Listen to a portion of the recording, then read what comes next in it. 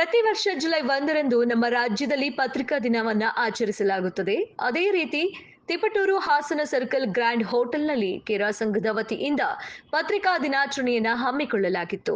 ಶುಭ ವಿಶ್ವಕರ್ಮ ಪ್ರಾರ್ಥನೆ ಮೂಲಕ ಕಾರ್ಯಕ್ರಮಕ್ಕೆ ಚಾಲನೆ ನೀಡಿದ್ರು ನೂತನ ತಹಶೀಲ್ದಾರ್ ಮೋಹನ್ ಕುಮಾರ್ ಹಾಗೂ ಗ್ರೇಡ್ 2 ತಹಶೀಲ್ದಾರ್ ಜಗನ್ನಾಥ್ ಗಿಡಕ್ಕೆ ನೀರು ಬಿಡುವ ಮೂಲಕ ಉದ್ಘಾಟನೆ ಮಾಡಿದ್ರು.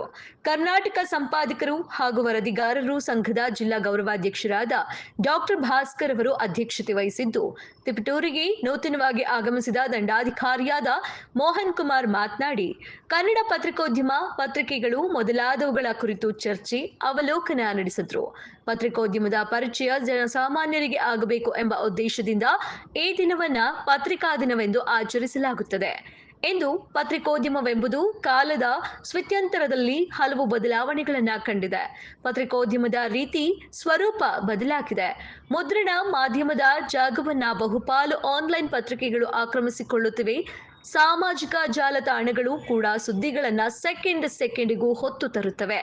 ಎಲೆಕ್ಟ್ರಾನಿಕ್ ಮಾಧ್ಯಮಗಳು ತಮ್ಮ ಕಾರ್ಯವ್ಯಾಪ್ತಿಯನ್ನ ವಿಸ್ತರಿಸಿಕೊಂಡು ತಾಂತ್ರಿಕವಾಗಿ ಹೆಚ್ಚು ಸಮೃದ್ಧವಾಗುತ್ತಿವೆ ಎಂದು. ಸುದ್ದಿ ತಿಳಿಯಬೇಕೆಂದರೆ ಬಹುಪಾಲು ಮಂದಿ ಪತ್ರಿಕೆಯನ್ನ ಹಿಡಿದುಕೊಂಡು ಕೂರುವುದಿಲ್ಲ. ಕೈಯಲ್ಲಿ ಸ್ಮಾರ್ಟ್ಫೋನ್, ಟ್ಯಾಬ್ ಇದ್ದರೆ ಸಾಕು. ಇಂಟರ್ನೆಟ್ ಸಂಪರ್ಕವಿದ್ದರೆ ಜಗತ್ತಿನ ಯಾವ ಭಾಗದ ವಿಷಯವನ್ನು ಕೂಡ ಅಂಗೈಯಲ್ಲಿ ಹಿಡಿದುಕೊಂಡು ನೋಡಬಹುದು ಎಂಬಂತಾಗಿದೆ ಎಂದು ತಿಳಿಸಿದ್ರು. ಜರ್ನಲಿಸ್ಟ್ ಕೋರ್ಸ್ ತಗೊಂಡ್ವಿ ಅಂದ್ರೆ ನಾನು ಈ ಸಮಾಜನ ಬದಲಾವಣೆ ಮಾಡ್ತೀನಿ, ಈ ರಾಜ್ಯನ ಬದಲಾವಣೆ ಮಾಡ್ತೀನಿ, ಈ ದೇಶದ ಬದಲಾವಣೆಯನ್ನ ಮಾಡ್ತೀನಿ, ನನ್ನ ಪತ್ರಿಕಾ ರಂಗದಲ್ಲಿ ನಾನು ಒಂದು ಸುದ್ದಿಯನ್ನು ಪ್ರಕಟ ಮಾಡಿ ನೇರವಾಗಿ ಬಿತ್ತರಿಸ್ತೀನಿ ಅಂತ ಹೇಳಿ ಬರ್ತಕ್ಕಂಥದ್ದು ಸಾವಿರಾರು ಜನ ಪತ್ರಕರ್ತರು ಇವತ್ತು ಇದ್ದಾರೆ.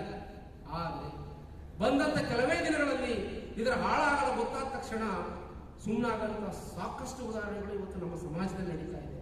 ಹಾಗಾಗಿ ಪತ್ರಿಕೋದ್ಯಮ ಅಷ್ಟು ಸುಲಭವಾದ ವಿಚಾರ ಅಲ್ಲ. ಕೇವಲ ಕಾಸ್ಕಾರ ಅಂತಕ್ಕಂಥ ವಿಚಾರಗಳನ್ನ ನಾವು ಹೇಳಕ್ಕಾಗಲ್ಲ.